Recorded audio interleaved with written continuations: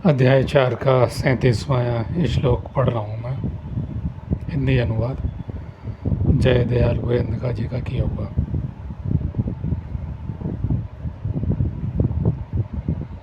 क्योंकि हे अर्जुन, जैसे प्रज्वलित अग्नि ईंधनों को भस्ममय कर देता है, वैसे ही ज्ञान रूप अग्नि संपूर्ण कर्मों को भस्म कर देता है। कहीं कहीं बात एक ही है कि ज्ञान अग्नि में समस्त संस्कार दग्ध हो जाते हैं।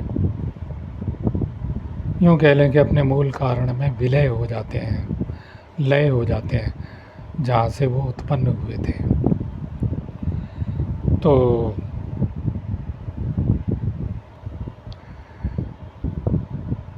अब किसी का कुंडली जागरण हो गया हो,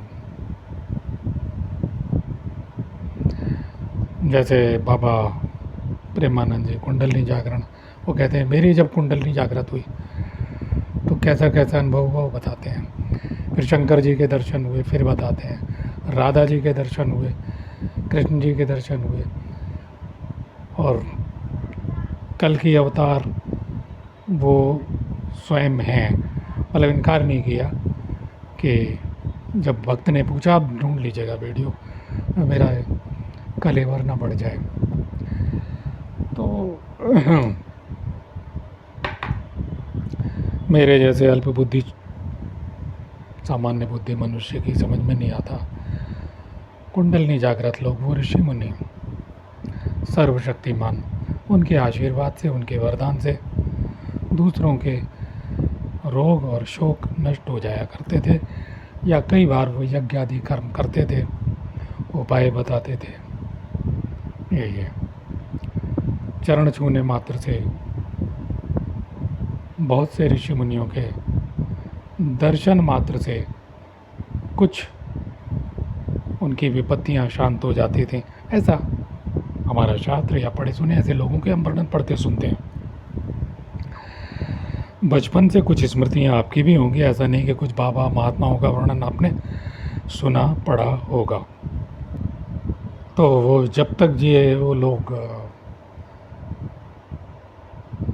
योग बल से, वो बिना काम ना किए, उन्होंने कोई ऐसा रट्टा नहीं लगाया, ना वो भ्रष्ट लोग थे कि सिद्धियां तो भटका देती हैं।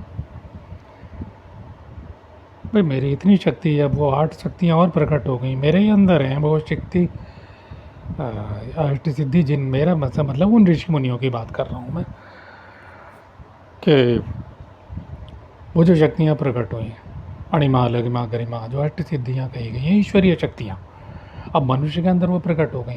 वो तो साधना कर रहा है खाली, उसका ध्यान तो केवल ब्रह्म पे है, परमात्मा पे, आत्मा पे, परमात्मा पे।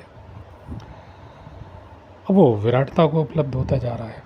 हम कुछ भी करेंगे तो कुछ तो होगा ना हमारे अंदर, योग शक्तियाँ जागृत होंगी ना। ऐसे अगर योगियों ने शरीर भी छोड़ा तो प्राण बल समाधि अवस्था में स्वस्थ और प्रसन्न चित्त।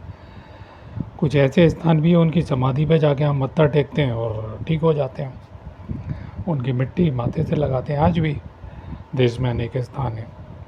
खैर, अब ये आज का दौर है कि हम ऐसे लोगों का स्मरण करते हैं। पहले क्या था, अगर 600 साल पहले से चलें तो बाबा कीनाराम अघोरी, और नज़दीक आ जाएं, मैं रामकृष्ण परमहंस कैंसर रोगी की बात नहीं कर रहा हूँ,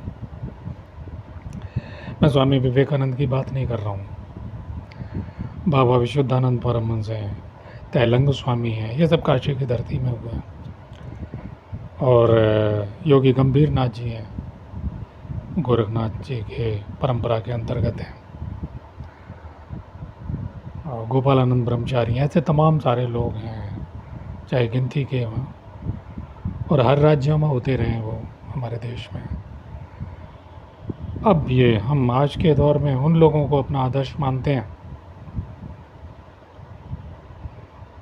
अब वो ठीक है, जब सुविधाएं मिलती हैं तो खुद, अब देह का संस्कार कैसा, मैंने अभी भी पढ़ा ना, ज्ञाना अग्नि में अगर समस्त संस्कार हमारे दग्ध हो गए, विलीन हो गए, तो फिर तो जागे का जीवन। अब कहेंगे बिना कारण, वो तमाम ऋषि मुनि हज़ारों साल जीते हैं भाई, युग बदल जाते हैं। भीष्म पितामह के चारों ओर जो घेर के खड़े हुए थे उन्हें, उनमें से बहुत से ऋषि ऐसे हैं जो त्रेता युग में भी थे। और मैंने महाभारत प्रसंग में वो पढ़ के सुनाया है। तमाम सारे ऋषि आज भी हैं जो अमर हैं, और वो अदृश्य रूप से रहते हैं, हिमालय की गुफाओं में है, कोई कहीं है, वो विचरण कर रहे हैं। वो देह क्यों रखी हुई है वो जाने, अनंत तक की यात्रा है। तो अब ये आपका चुनाव है कि आप किन लोगों को अपना आदर्श मानते हैं,